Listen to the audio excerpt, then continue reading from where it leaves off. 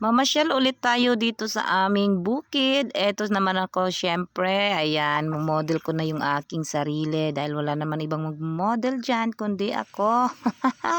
Ang aming mga gulay po pala ay laging ampalaya at sitaw.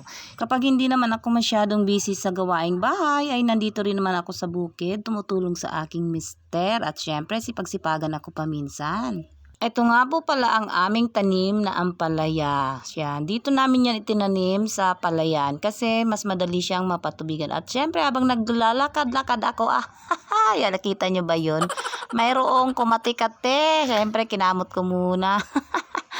Yung palayan namin ay kinonvert namin sa gulayan. Kaya eto na siya, ayan, tinaniman namin ng ampalaya. Yung iba naman dyan ay may kamatis, may kalabasa doon sa isang parte. At eto namumunga na po sila. Paunang bunga pa lang po yan. Siyempre maliliit pa dahil paunang bunga.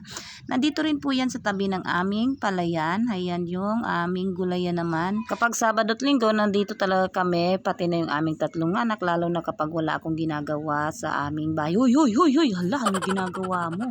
Ipiplex mo lang naman yung mga tanim yung gulay. Bakit kung ano-ano yung ginagawa mo? Hala, may nalalaman-laman ka pang pasayaw-sayaw dyan. Hala, Diyos mio, kala mo nun pagkagaling-galing mong sumayaw. Para ka namang bulati kung sumayaw.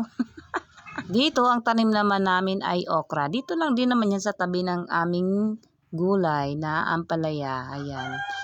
Okra at ito naman yung aming sitaw.